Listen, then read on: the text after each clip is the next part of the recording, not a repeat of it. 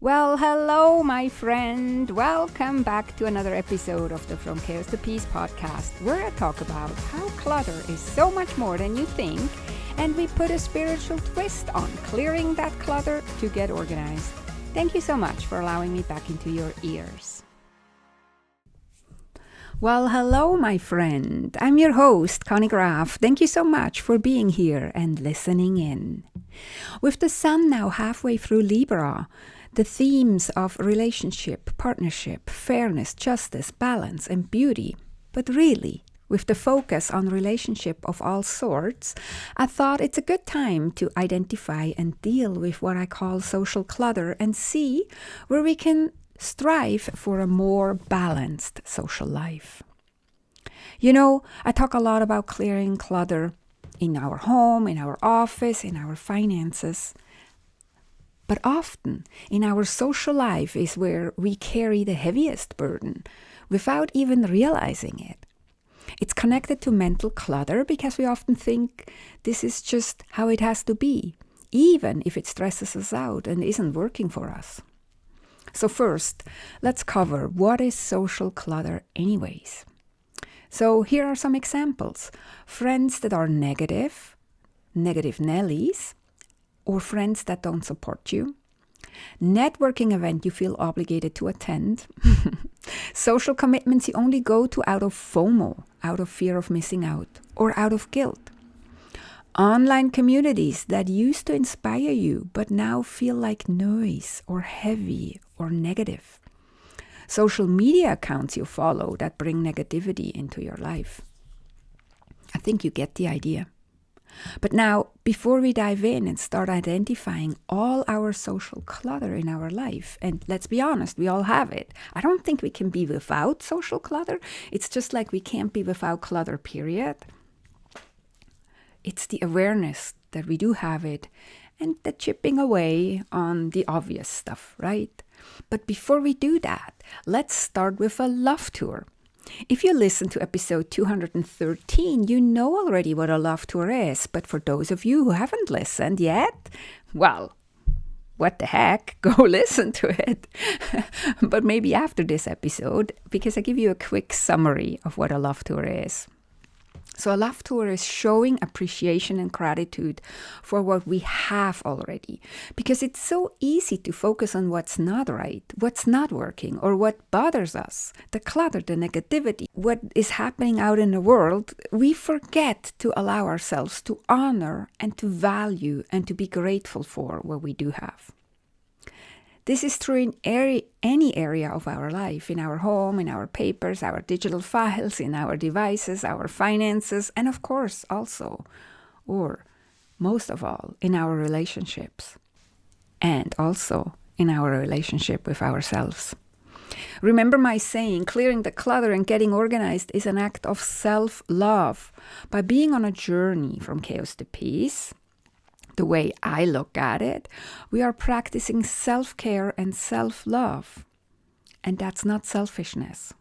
So that was the summary of a love tour. Again, you can listen to episode 213, to hear more about it. And then I suggest you take a love tour through your social life, through all the people and activities in your life. You can do this sitting in a comfy chair with a nice cup of coffee or tea, wrapped in a cozy blanket.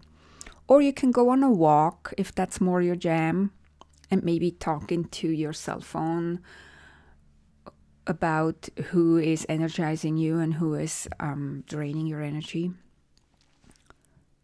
Or you can do any other activity that keeps your hands busy but your mind free for thinking. And then you ask yourself, what do I love about my family? What do I love about my friends? What do I love about my coworkers, or if you have a business, about my employees, my business partners, and my clients? But also ask yourself, what are some events in your calendar that you are looking forward to? They may involve family, friends, coworkers, clients, right? The goal is to be present to all the goodness in your life and in your business. In addition, you can also make a gratitude list in your journal And for bonus points, you can call someone, one of the people on your list, and tell them how much you love them or how much you appreciate them. Or if that sounds too daunting, you can just send them a lovely email or a card in the snail mail. Then, once you've celebrated the good stuff, let's examine what might be disturbing that goodness. After we have focused on the good, we are going to pay attention to what disturbs this goodness, which in this case I call social clutter. It's the people that stresses us out and that pull us down. I would call them energy vampires.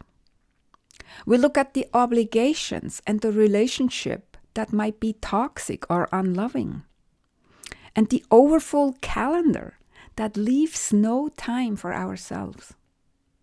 I'm very well aware clearing social clutter can be tricky territory, and I'm of course not saying that you declutter your family or friends, unless of course these relationships are toxic and abusive or even dangerous. If so, please get professional help and support.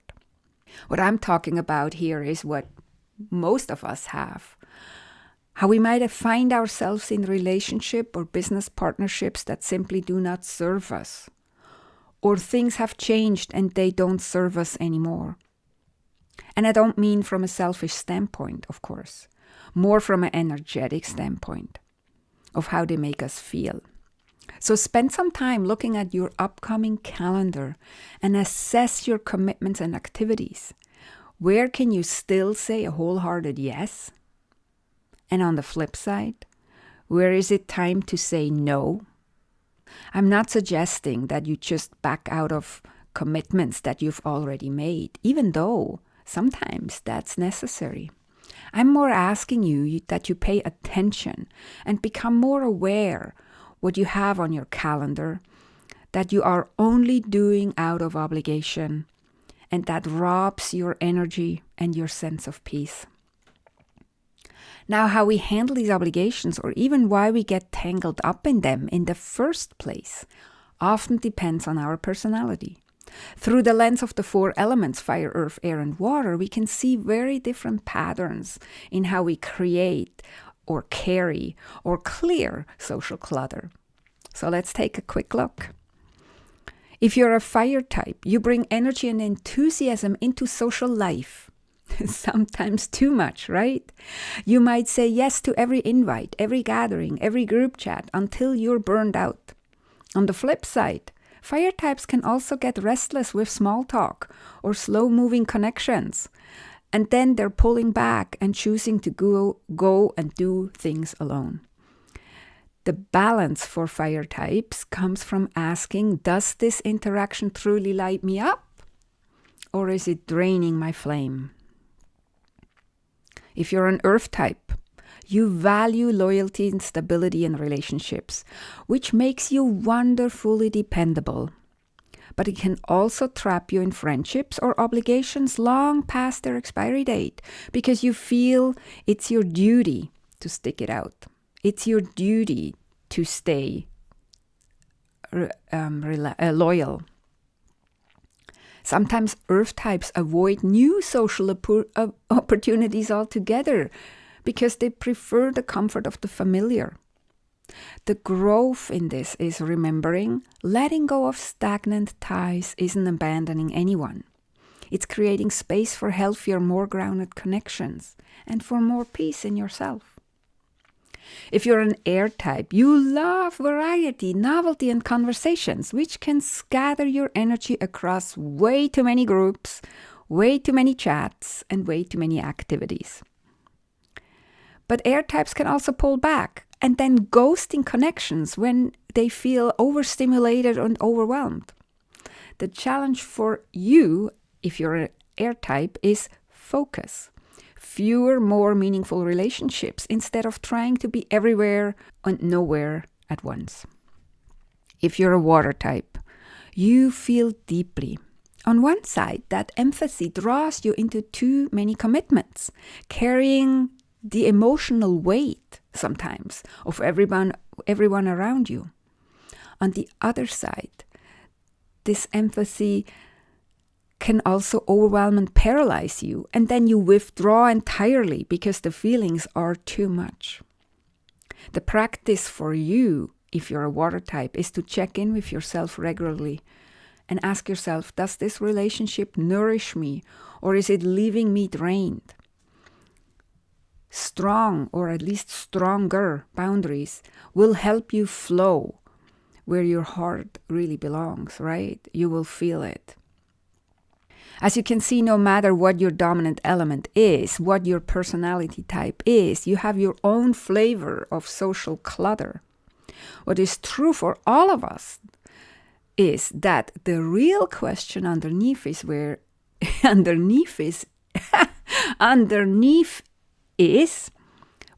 are we saying yes when we actually mean no? You want to keep in mind that when we say yes to one thing, we're always saying no to something else. For example, saying yes to helping out a friend is a very kind thing to do, but it might mean saying no to some much needed time for yourself. The reverse is also true.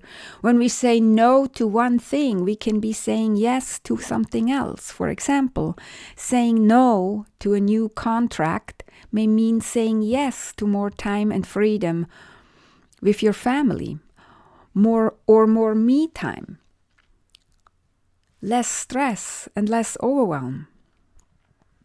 But many of us are people pleasers or peacemakers, wanting to accommodate or cater to others. I see you, earth and water types. Maybe you have even been raised like that it's not kind or polite to say no, and that you always should say yes. And because of it, we often say yes too fast, without really thinking it through. But when you try to make everyone around you happy, you often end up being unhappy yourself. So what I'm asking is to reflect and become aware of what your yeses or nos might really mean for you. It is also helpful if you have some clarity about your priorities when you're doing that.